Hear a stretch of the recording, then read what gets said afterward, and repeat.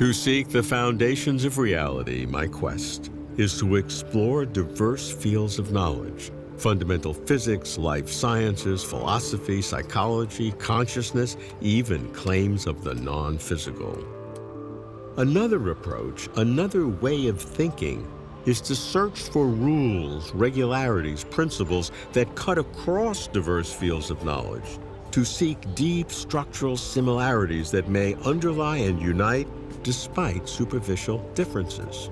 One such candidate, I hear, is what are called power laws, which are mathematical relationships expressed by exponents and logarithms. Could power laws be that powerful? Where are they found? How do they describe the world? Why do power laws work so widely? I'm Robert Lawrence Kuhn, and Closer to Truth is my journey to find out.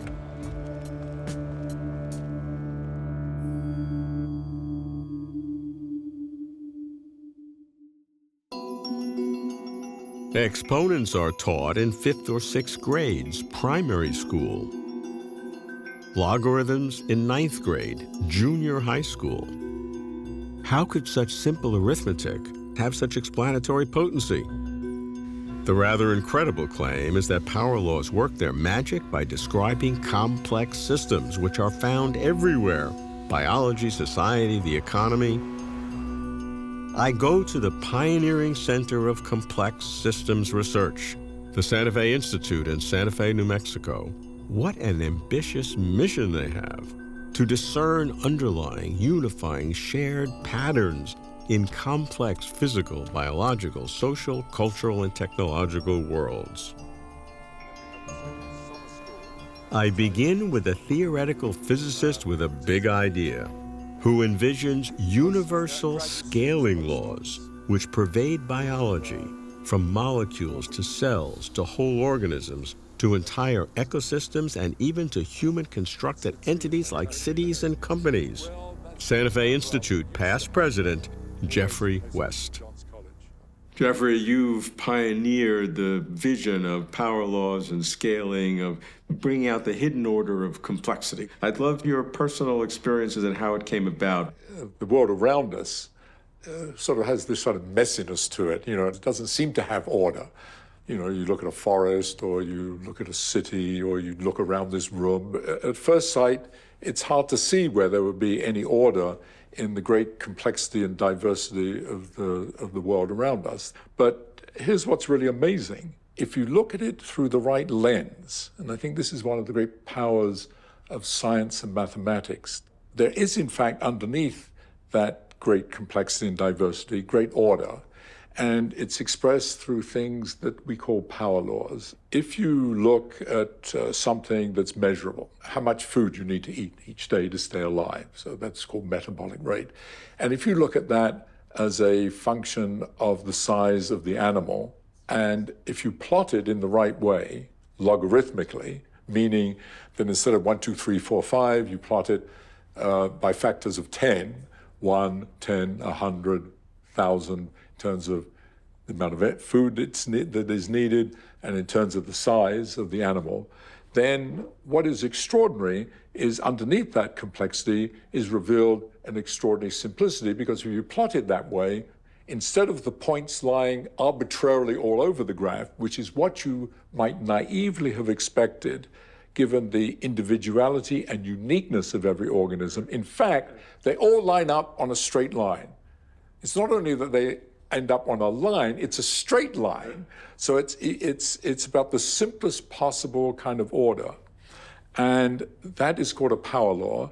And what it expresses is that the percentage change as you change the size of an animal is proportional to the percentage change in its size. So, simple example, if you double the size of an organism, you might naively have expected, since there's twice as many cells, you'd expect you need twice as much food per day to keep it alive. But what it turns out is true is that you don't need twice as much, you only need 75% as much.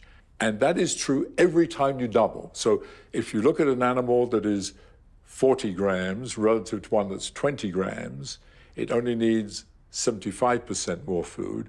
But if you look at one that's 40 kilograms relative to 20 kilograms, it also needs 75% more. So there's this extraordinary regularity in the proportions as you scale up. And it turns out that phenomenon permeates life around you, whether you look at rivers, buildings, genomes, and so on.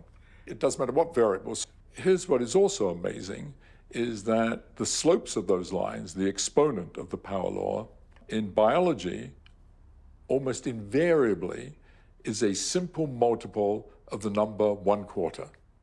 So the number 4 seems to be a magic number that is constraining all of life around you, whether you look inside you or you look outside you at ecosystems and the environment.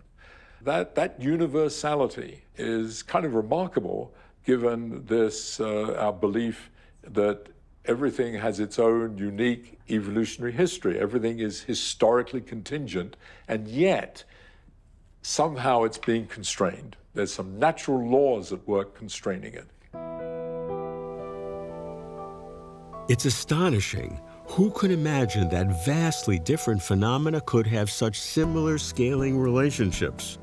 Biological properties of animals seemingly have nothing in common with environmental properties of cities, yet they do. They have a fundamental principle in common. Size determines all.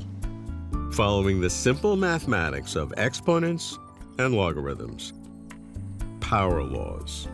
I want to rebel against the claim. Too simple, it seems, to explain too much. But I cannot gainsay the data. Where does this leave me? What kind of world do we have? Someone has to start explaining why. Why do power laws describe complex systems? I know a theoretical biologist who has pioneered self-organization as a driver of complexity in biological systems. A long-term member of the Santa Fe Institute, this citadel of complex systems, Stuart Kauffman. I got into power laws because Per Bach, in 1988, came to the Santa Fe Institute, and he talked about self-organized criticality. And Per and his colleagues had a gorgeous model in which they drift sand down onto this table. They just keep drifting it, and pretty soon it piles up to a big sand pile. And the sand pile grows to the edge of the table, and they keep drifting sand onto it, and you get little and large avalanches of sand sliding over the size of the table. There's a lot of little avalanches and not many big ones. And if you plot logarithm of the size of the avalanche on the x-axis and logarithm of the avalanches of that size on the y-axis, it's a straight line down to the right with a slope of minus 1.5. That's self-organized criticality, and they became quite famous for it. Literally the day that I heard it, Per and I and some others from the Institute went off for lunch, and I said, Per, I wonder if there's large and small extinction events in the record. I wonder if the biosphere is self-organized critical. So a bunch of us then got involved. I made models in which it turns out that the size distribution of extinction events really is a power law, or very close to a power law. It turns out that all of the critters get to peaks of fitness when there's a phase transition, another edge of chaos, where the system is self-organized critical, and you get a power law distribution of extinction events, and you get a power law distribution of the lifetime of critters. Well, it turns out that the lifetime distribution of genera is in fact a power law. And then we also used a cousin of that model to wonder if the economy is self-organized critical, and the extinction events are, in fact, Schumpeterian gales of creative destruction. That means that in an economy, certain technologies or companies would go out of existence because other things would come in. When the car comes in, it replaces the horse, but with the horse goes the saddlery and the corral and the buggy whip. But with the car comes the opportunity for gas industry, paved roads, fast food restaurants, motels, and suburbia. That's a big creative destruction. So these models give us a power law distribution of Schumpeterian gales of creative destruction.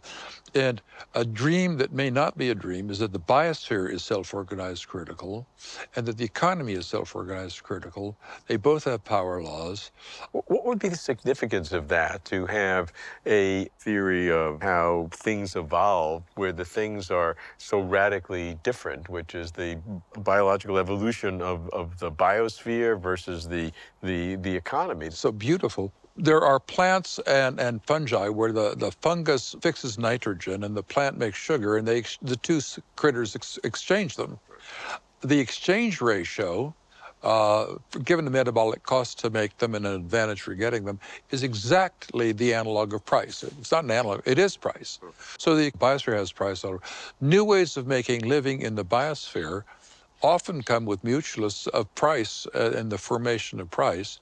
The same thing is going on in the economy where new economic niches emerge and price is right there to allocate resources in the ways that we understand. So new goods and services come into the economy, new species come into the biosphere.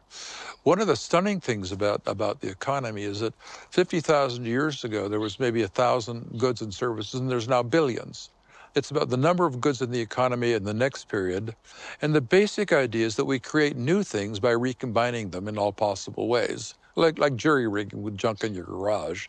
It's easier to jury-rig with a lot of things in your garage than only one thing in your garage. So there's an exponential component to it. Yeah, it's more than exponential, it's hyper-exponential. And I wrote down an equation, and I looked at it, and it looked like what would happen is that nothing would happen for a long time, and then all of a sudden it would just hockey stick upward. Well, it does. We call this the TAP equation in the TAP process, where TAP is the theory of the adjacent possible. I think this is the growing juggernaut of the global economy. It's crashing upward, and it's now impacting the planet everywhere. We've got global warming. Even worse, we've got massive extinction events. The expectation, the UN says, is that 1 million species, 20% of species will go extinct by 2050. We are overwhelming the planet with the juggernaut of our own creativity. Stu is a big thinker, linking the biosphere and the economy with power laws defining each's complex system and self-organization. When Stu says, "It's so beautiful, I can almost feel the beauty," power laws have such astounding explanatory potency. But while the theory has been general and expansive, the data has been specific and targeted. How would power laws apply to large sets of data? I meet an external professor visiting the Institute, an expert in network science and computational social science, Aaron Clauset. The thing that makes power laws interesting is that they have this property called scale invariance. If you examine the size of a system using one kind of a ruler, and then you change the size of that ruler to look at the system at a larger scale, you see the same kind of structure regardless of which kind of ruler you use. So an example of this would be something like coastlines. So if you try to measure the length of a coastline, coastlines are actually fractals. And so as you zoom in to a smaller part of the coast of Great Britain, for instance, it has the same sort of statistical wiggles that the entire coastline does. If you zoom in some more, you see the same wiggles again. So if I measure the coastline using a ruler the size of a kilometer or a meter or a centimeter, I see kind of similar structure. That's the notion of scale invariance, that if I zoom out from a system, the same properties or the same rules govern the shape of that system. It gives us the idea that we could sort of tie together phenomena that seem completely different from each other using a single kind of physics or rules. And if we can find a system that exhibits this property of scale invariance, then we have some sense that there's something really fundamental about it that we've understood. So a power law is a way of describing a system that has this notion of scale invariance. Oh, okay, but certainly not all distributions are power laws. Yeah, so a lot of the quantities that we see in everyday life, like heights and weights and things, they don't follow power law distributions. So if I tell you that the average height of an American citizen is, 5'7" or something like that, then that tells you a lot about the whole distribution because there's nobody who's twice that height. But power laws are different. They sort of confound our intuition because the largest examples of things that come out of them are orders of magnitude, sometimes larger than the average. So if I tell you that the average size of an American city is somewhere between 50 and 100,000 people, that gives you no inclination that there's a New York City or an LA lying out there in the tail of the distribution. So when we think about the scale invariance, we're really thinking about how do we get to bigger and bigger and bigger things? And so that is thinking about the tails of the distribution, the rare events that happen to be extremely large. And if the quantity really does follow a power law, then that tells us something very powerful about, well, how likely is it to see a city that is 100 times as big as New York City at some point in the future of civilization? If the size of the cities really do follow a power law forever, then knowing that scale invariance exists tells us how often those things should occur. Well, the excitement about power laws is really because we see these heavy tail distributions everywhere. It almost doesn't matter what kind of modern data set you look at. You could grab data from book sales, you could grab data from earthquake sizes, you can get data on just about anything in the world now. If it's related to a social or biological or economic complex system, it'll exhibit these heavy tail distributions. And so the excitement is the idea that maybe we can learn something about how these complex systems really work by starting at these large scale patterns and working backwards to the mechanisms. You've applied power laws to terrorist attacks. The idea here was to look at the sizes of terrorist events. And by size, I simply mean the number of deaths, since that's a very easily measurable thing. And the data sets that exist for terrorism worldwide are pretty large, in fact. They span the past 40 years or so. They include 30,000 events. 9/11 is, of course, the largest event in any of these data sets. It killed approximately 3,000 people. The next largest event in the data set that I've been working with is only about 500 deaths. And so already you can see there's a big gap. But the important thing to notice is that in these data sets is that the typical size is roughly around 4 or 5 deaths. So 9/11 was almost 1,000 times bigger than the typical size of a terrorist event somewhere in the world.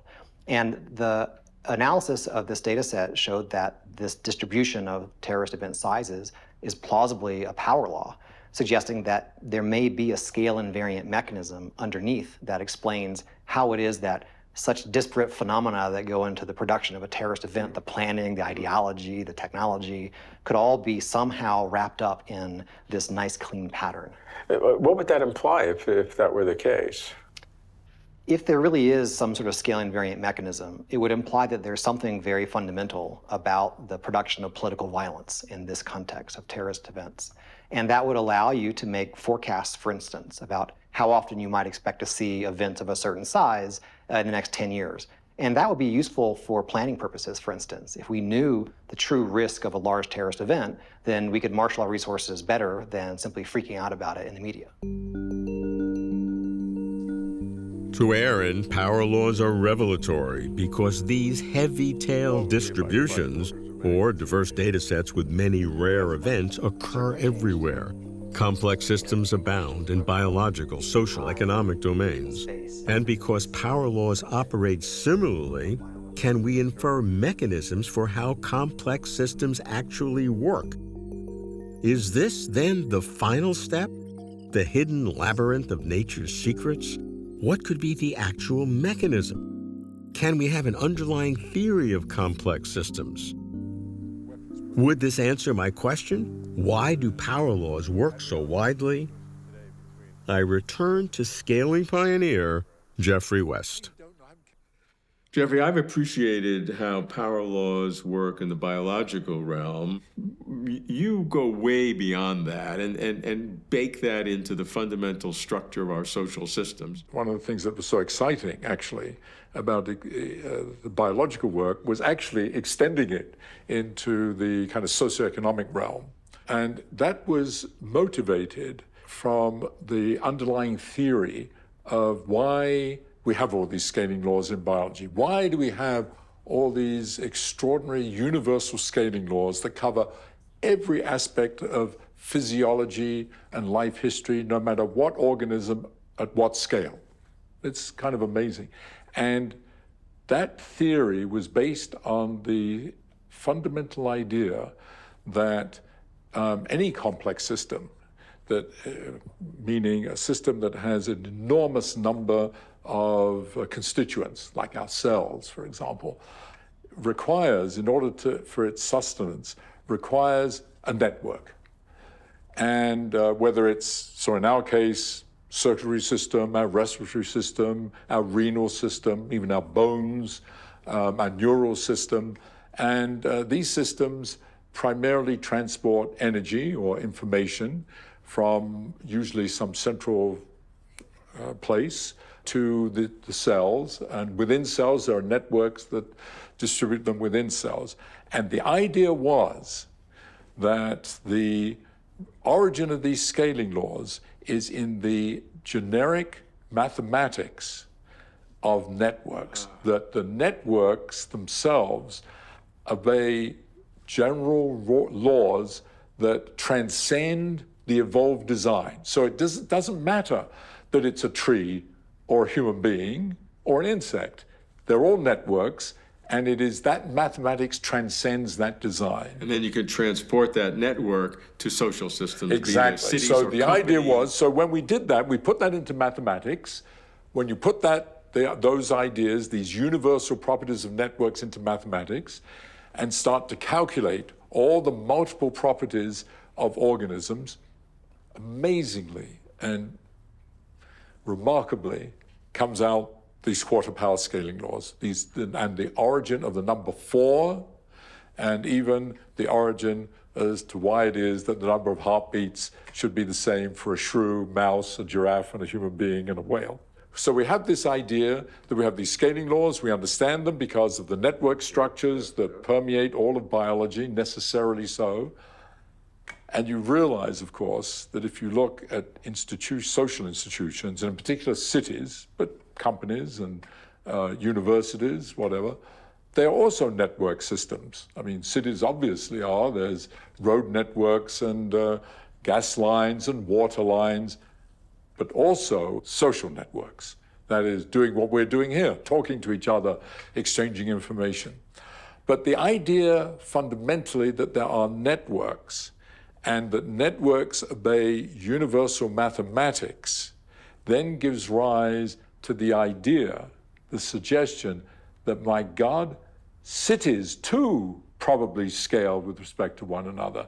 That despite appearances, New York maybe is a scaled up Los Angeles, which is a scaled up Chicago, which is a scaled up Cleveland, which is a scaled up Santa Fe, despite their different histories, geographies, and even cultures. So just as in biology, we have to look at the multiple metrics of a city, and ones that you can actually make measurements of and get good data on. And they're things as mundane, so to speak, as the length of all the roads, the length of all the electrical lines, the volume of buildings. But then ones that are much more interesting fundamentally, really, and that is to do with socioeconomic quantities like wages, the number of patents produced, the innovation that's being produced in a city, disease, the number of AIDS cases, number of flu cases, all these multiple networks where we could get data. And what was fantastic and so exciting was that when those data were plotted in the same way as they were in biology, in this logarithmic fashion, increasing things by a factor of 10 and using as a size for the city just its population. And when we plotted that data, sure enough, it looked just like in biology, straight lines on a logarithmic plot. The one caveat to that, the data is much cleaner in biology, much more variance in cities, but we can understand that because biology, life, organisms have been around for not just hundreds of thousands, but in many cases hundreds of millions of years. Lots of time for the system to hone itself and become more optimal, so to speak. Cities, hundreds of years. Nevertheless, what we saw was that there was these beautiful scaling laws for all of these metrics. Power laws astound me. On its surface, power laws are a basic mathematical expression. In its depth, power laws reflect deep structural similarities among vastly diverse complex systems that compose our biological and social worlds. Power laws portray extraordinary simplicity underlying great complexity. Power laws engender self-organizing criticality, a deep principle of the biosphere driving evolution, and also of the economy driving creative destruction. Power laws describe a system that is scale invariant. Zoom out, zoom in, at whatever scale you observe, With whatever ruler you measure, the map looks the same. Many rare instances are common, from metabolic and heart rates of animals, to sizes of cities and earthquakes, to frequency of terrorist attacks and deaths. Complex systems are built with networks. A tree, an insect, a human, a city, all are networks. And the mathematics of networks is clear. That's the answer. That's why power laws work so widely. Networks, nature's deep secret. The implications are awesome. Power laws reveal regularities at the foundations of reality. That's closer to truth.